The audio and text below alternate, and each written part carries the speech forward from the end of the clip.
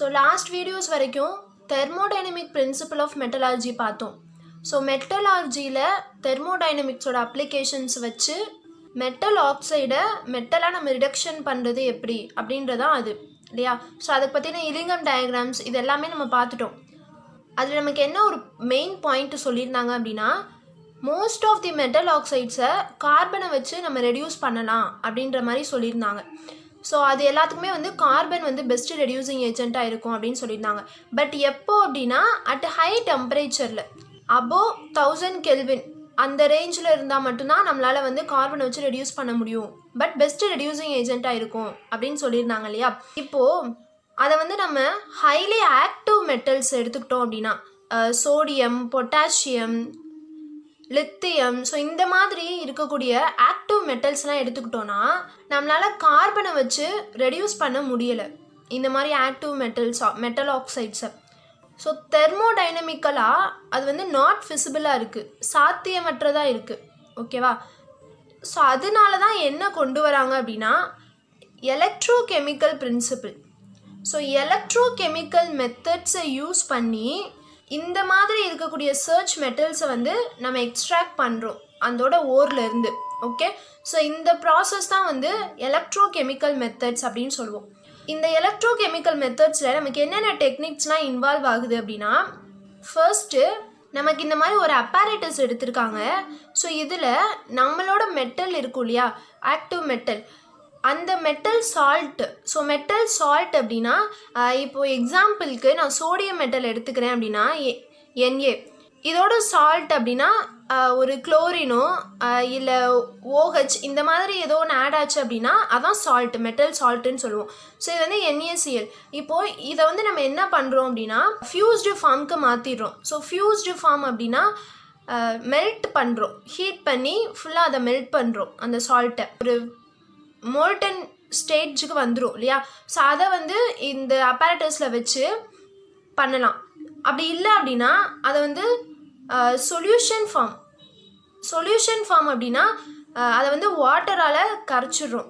இந்த மெட்டல் சால்ட்டை வந்து aqueous சொல்யூஷனில் mix பண்ணி ஒரு சொல்யூஷனாக வந்து நம்ம ப்ரிப்பேர் பண்ணி இந்த அப்பேரட்டஸில் போட்டு வச்சுக்கலாம். ஒன்று ஃபியூஸ்டு ஃபார்மாக வச்சுக்கலாம், இல்லைனா அக்வஸ் சொல்யூஷன் ஃபார்மாக வச்சுக்கலாம்.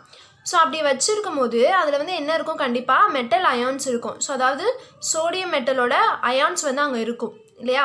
Na+ தானே சோடியம் மெட்டல் அப்படின்னா. ஸோ Na+ அயான்ஸ் வந்து இதில் ஃபுல்லாக இருக்கும். இப்போது நம்ம என்ன பண்ணுவோம் அப்படின்னா இந்த மெட்டல் அயான்ஸை ரெடியூஸ் பண்ணாதான் நமக்கு வந்து அந்த சோடியம் மெட்டல் கிடைக்கும் இல்லையா. அப்போது அதை எந்த மாதிரிலாம் ரெடியூஸ் பண்ணுறாங்க அப்படின்னா பை ஆடிங் ரெடியூசிங் ஏஜெண்ட், இல்லை அப்படின்னா பை எலக்ட்ரோலைசிஸ் ப்ராசஸ் யூஸ் பண்ணி ரெடியூஸ் பண்ணலாம். ஸோ எலக்ட்ரோகெமிக்கல் மெத்தட்ஸ்னாலே எலக்ட்ரோலைசிஸ் தான். ஓகேவா. ஸோ இந்த எலக்ட்ரோலைசிஸ் அப்படின்ற ப்ராசஸை வந்து மைக்கேல் ஃபாரடே அப்படின்றவர் தான் கொண்டு வந்திருப்பார். ஸோ இவரோட இந்த எலக்ட்ரோலைசிஸ் ப்ராசஸ் என்ன அப்படின்னா, இந்த மாதிரி ஒரு அப்பேரட்டஸ் எடுத்துக்கணும், ஒரு பீக்கர் மாதிரி. ஸோ எடுத்துகிட்டு இதில் நம்மளோட மெட்டல் சால்ட் இருக்குல்ல, இந்த சொல்யூஷன் இருக்குல்ல நம்ம ப்ரிப்பேர் பண்ணி வச்சுருக்குது, அதை வந்து இங்கே நம்ம ட்ராப் பண்ணியிருக்கணும். ஸோ நம்ம வந்து NaCl தான் எக்ஸாம்பிளாக எடுத்துருக்கோம் இல்லையா. ஸோ அப்போது நம்ம NaCl சொல்யூஷனையே இதுக்குள்ளே வந்து வச்சுக்கலாம்.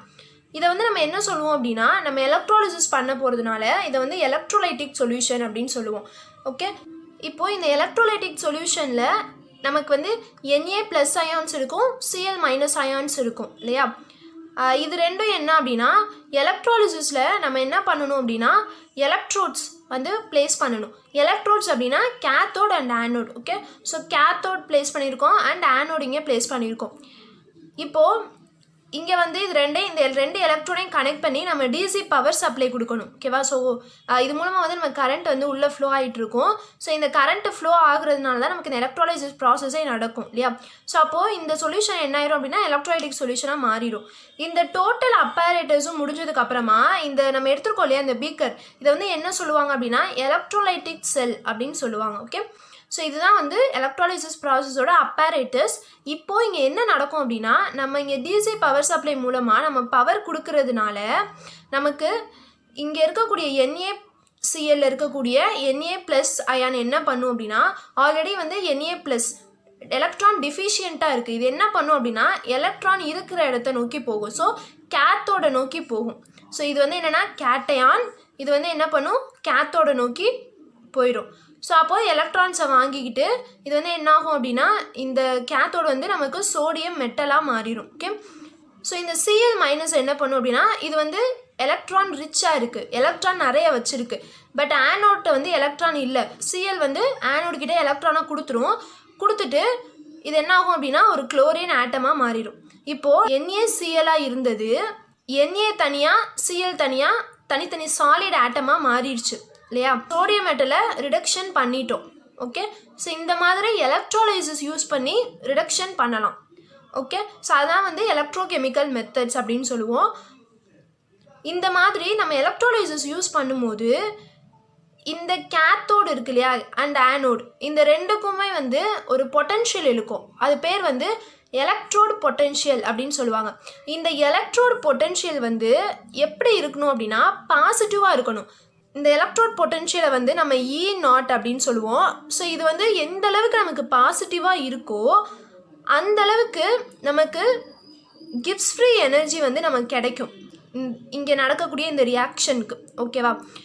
கிப்ஸ் ஃப்ரீ எனர்ஜி வந்து நமக்கு எந்த அளவுக்கு வந்து நெகட்டிவ் வேல்யூவாக கிடச்சிக்கிட்டே இருக்கோ அந்த அளவுக்கு அந்த ரியாக்ஷனோட ஸ்பான்டேனிட்டி வந்து அதிகமாக இருக்கும். அது வந்து ரொம்ப ஸ்பான்டேனியஸாக இருக்கும் அண்ட் ஸ்டேபிளாக இருக்கும் அந்த ரியாக்ஷன். ஸோ அது வந்து நமக்கு ஆல்ரெடி தெரியும். இது வந்து ஒரு முக்கியமான ரூல். இது வந்து நம்ம எப்போவுமே ஞாபகம் வச்சுருக்கணும்.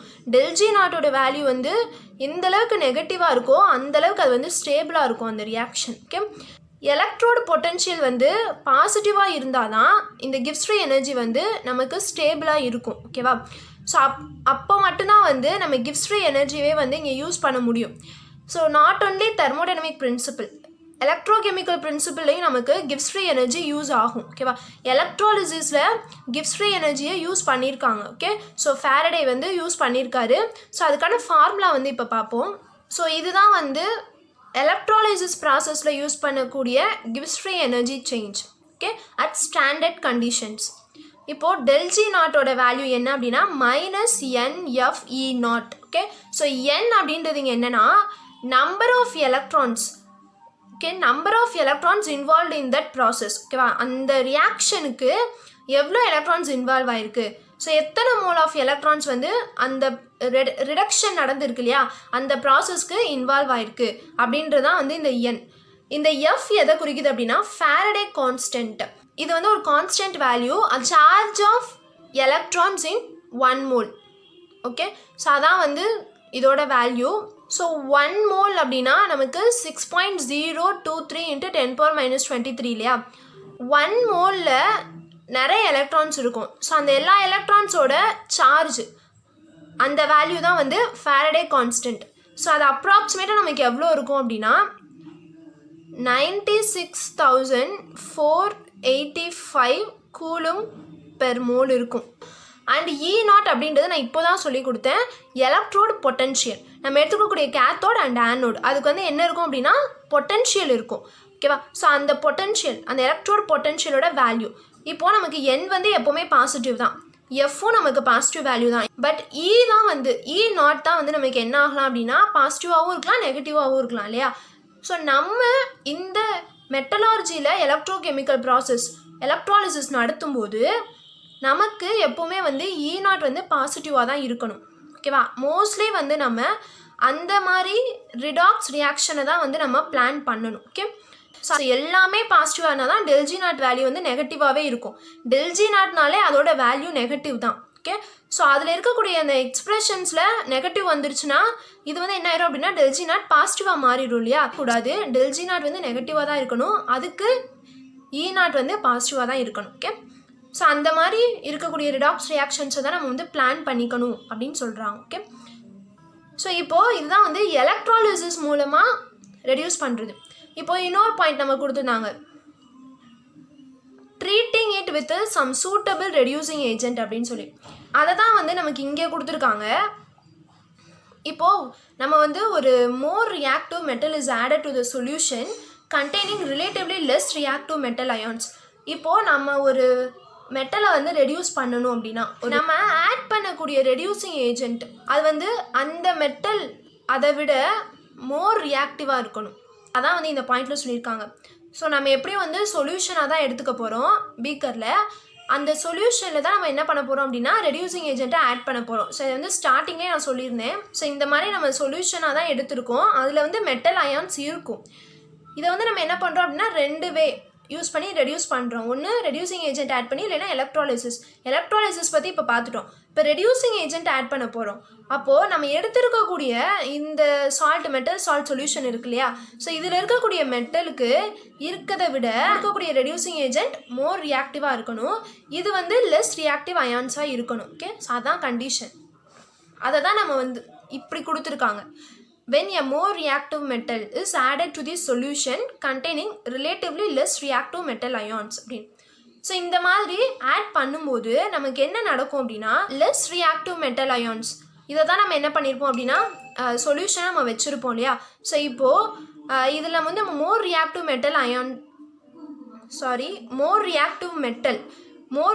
மெட்டலை நம்ம உள்ளே கொடுக்குறது மூலமாக இங்கே என்ன நடக்கும் அப்படின்னா இந்த லெஸ் ரியாக்டிவ் மெட்டல் அயான்ஸ் என்ன பண்ணும் அப்படின்னா இந்த மோர் ரியாக்டிவ் மெட்டல் இங்கே வந்துடும். இந்த லெஸ் ரியாக்டிவ் மெட்டல் அயான்ஸ் நமக்கு தனியாக வெளியே வந்துடும்.